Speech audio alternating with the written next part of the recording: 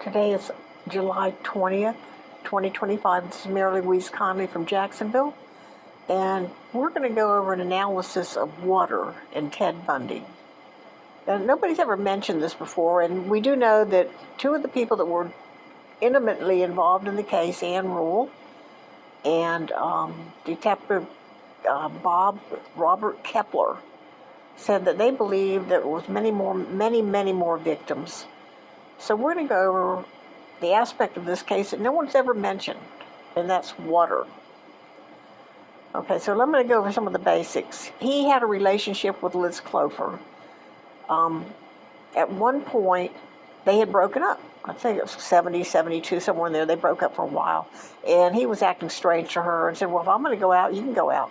Well, she was at a lake or a pond where they could go swimming, and she met a guy there who was throwing a frisbee around, I believe. So she played in the little frisbee game, and the guy said he had a catamaran, and he sure would like someone to help him. There was going to be like a little, maritime race of catamarans and sailboats and kayaks, small things, 10, 20 feet long, not very big, and that she could be his assistant, steer it or do the mainsail or whatever you do. I'm not a person. I know, and sculling, you have to have people that do things in rhythm, and you do the paddles. But, okay, I don't know what you do on a catamaran or a small sailboat. But she said, okay, I'll do that. And then Bundy got wind of the fact, and it was platonic. It was just some guy she met in the park, and I think Mary Picano or some other friend with her. So it was a platonic thing, and she was going to go on this race. It sounded like fun. So a weekend or so later, she's out there, and somehow Ted Bundy had gotten wind of it, and he shows up, and he's all in sights, and he's on a pier or a bridge, and he's looking down at her, scowling, like, oh my God, I can't believe you did this to me, because they'd been in a relationship about 2 years at the time. So he's standing above them, looking down at the water. When he graduated with his undergraduate degree in psychology, she got him a 6-man rubber raft, because they like to go to parks and go swimming and going down the river on that raft. Skip forward to 74, I believe. At the time, a few weeks before Lake Sammamish, they had gone to the Yakima River, I guess it was called, and were out there, and it was still kind of cold, I guess. I don't know. The water, I guess, might have been cold anyway. And she was sitting on the edge, and they would take the bike downstream, and then they would ride the other thing upstream, and then they could take the Volkswagen back and go get the bicycle. I don't know how it worked. It sounded like Ish, Kentucky, where you get on one place and you have to go back on the car to get your supplies to the other place. Anyway, it was something like that. And they're in this river on that 6-man raft that she had bought him, and all of a sudden, out of the blue, he just shoves her over the edge. And she almost drowned, and there was a rope dangling behind the raft, and she would manage to grab that, or she would have been out on the river fighting the currents. A very deep river, fighting currents unexpectedly, could have easily drowned. And she pulled herself up to the edge. He wasn't really letting her get back on board. And after he had a vacant stare, and then he let her back on. Fast forward again to Utah, where he's moved away from everybody and everything, and he's in Utah. And there was a woman, I think he was dating one woman, but she had a girlfriend who had a son. And I don't think that woman was involved with him romantically, but because he was in the little group, he moved fast all the time, but because he was in the little group, I don't know if she dated him or a friend of hers dated him, but he was going to look after her son, who was between 9 and 12. And he had his Rick, who was in that same age group. Well, the little boy had a friend. They were both about 11. And Bundy would do things like take them to parks, take them to swimming at the high school or some community place, and then to movies. And everything was fine, except one time they went to some major movie, and they couldn't figure out. He said he was going to get snacks, and he never came back, and they found him standing around the ladies' room. He was standing outside the ladies' room bathroom looking at people, maybe looking into it. I don't know what the problem was. But they said they took him to a community pool, and him and his friend, and he was dunking them underwater, and it got so bad. I think they used to play basketball and stuff too, but he was dunking that kid underwater so long that he did not want to go anywhere else with Ted after that. And there was an interview recently on the Interview Room where they were describing that. They said, I didn't want to go with him anymore I felt like he was trying to drown me. He said he was playing shark. Okay, go backwards, back to when he was young and on his own in between school. He was with some people, acquaintances. He knew the people, and they had a 3-year-old little girl. And he comes running up and says, your kid almost drowned. What I think actually happened is the kid was walking around the shoreline and toddling around like toddlers do. And he started getting one of his urges. And he knew that he could not go push that girl in the water and drown her because he was acquainted, at least remotely, with these people. And so he didn't want to do something like that. So he had to fight that urge and drag her back and say, oh, your daughter, he may have pushed her down in the water where she was wet. So he's like a hero. Oh, he saved my daughter. We were trying to get the picnic supplies out and she wandered to the shoreline. But in reality, he was just trying to be the hero, or he was fighting his urges so deeply that he could not stop them. And some part of his mind said, I can't do this. Everything will be over. Go back to Ann Burr. Ann Burr lived in Puget Sound near the university, and about 3 or 4 blocks, maybe 5, 7 blocks from him. And it had rained that night, and the street was dug up 10, 12 feet down because they were laying a new sewer line. It had to be pretty deep, and water goes down. So if he did do Ann Burr, who weighed about 45 to 50 pounds and was 8 years old, and he was nearly 15, he could have easily taken her out by putting her head under that water in the ditch. And her father said that he saw years earlier a kid by that ditch kicking the red clay down in that ditch, so he could have disposed of her by drowning. He got Lynette Culver in Pocatello, Idaho, a little girl in her middle school, talked to her, gave her a ride, abducted her to the motel room, and claims he drowned her in his motel room. Did what he wanted to do with her, and then dropped her body in the Snake River. When he first went to Utah, he claimed he went to Idaho, going through it to get to where he was going, and picked up a hitchhiker, disposed of her, and then slipped her into also, I believe, the Snake River or a river. Kimberly Leach lived in Lake City. Utah has Lake City, don't they? Salt Lake City.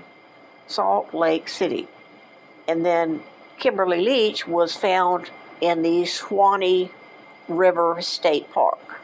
I believe she was found near the Swanee River State Park in a pig pen, a lean-to, whatever. And I'm trying to go over the water things. I know it's terrible. The girl, Amy, I can't remember her first name, Amy, she was in the Utah situation too, Lori Amy, and 2 people found her laying on the shoreline of a creek in some state park. She was on the shoreline, though. He claimed that, I believe at some point he seemed to say something about, they had found a bright orange, green, and yellow silk shirt, the same as the Manson girl. What was her name? I can't remember. Linda Manson. Anyway, the Manson girl who went to some college. But they said they had found a skull and that. I don't know whatever came of that, but they had found it by a river. He went to Utah, and he had some friends that came back. No, I'm sorry, I lied. It wasn't Utah, I don't think. It might have been Utah. Yeah, they came. I think they came, I don't know where they came from. I don't know if it was in Washington or Utah. But anyway, some friends were with him. They were just acquaintances. I think one of them had worked with him for the Department of Department of Emergency Services, and then there were 2 women, and one of them was just like an office worker. And so the 4 of them were going.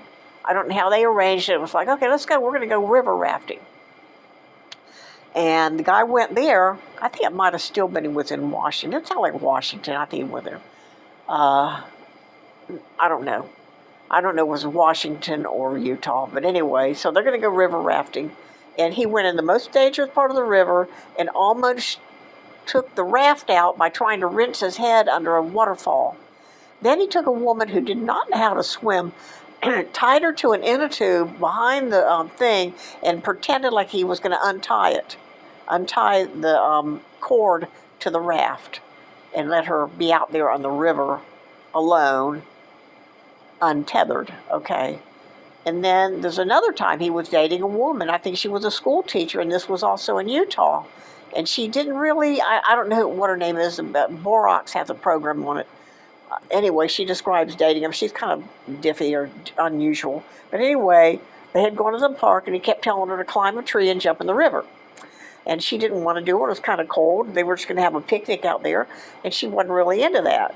And she finally jumped in. She just walked on into the river or the creek or whatever pond it was, and he was happy with it. And then he messed around. They messed around. He tried to take her swim top off. He couldn't get it off, and they ended up having sex, and she said it was more like a rape, and he had his arm over her neck where she couldn't breathe.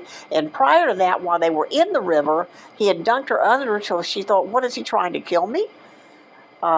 So there's water. He said as a boy, he told Stephen McCode, whatever, that they knew some of the same friends. They weren't friends, but they knew some of the same friends. And he talks about where the boys had gone and do fishing on some creek, which is normal. Then he says he was a frog man because he could always see the eyes of the frogs in the swamp or creeks or whatever they have in Washington, and then he would see the bullfrog eyes, and he knew where the frogs are. And if that's true, you do know that catching bullfrogs, they put a spear in them and they fry the bullfrog legs.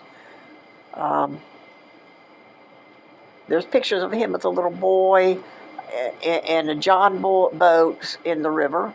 His cousin or his aunt, I don't know which it is, Edna Cal Martin, describes many of their activities. In the summer, they would have beach activities. So, most adults, they would have like a family reunion. They'd get together at the beach house. And then they also knew skiing and swimming and boating because they were reasonably wealthy people, and they had some of these activities out on the water. And there was one time that he and John, his other cousin, her brother, were in some kind of like miniature speedboat or a John boat, and another people, they were skiing.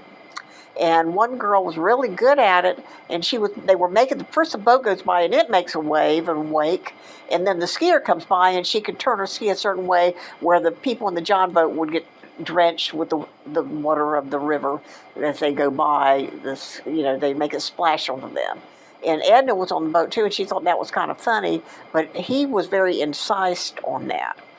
And then if that Connie woman who's told her story in the late part of August when he was done at Palo Alto, because he would have been done August 24th or 25th, that was 8 weeks. 8 weeks from June 24th until August 24th.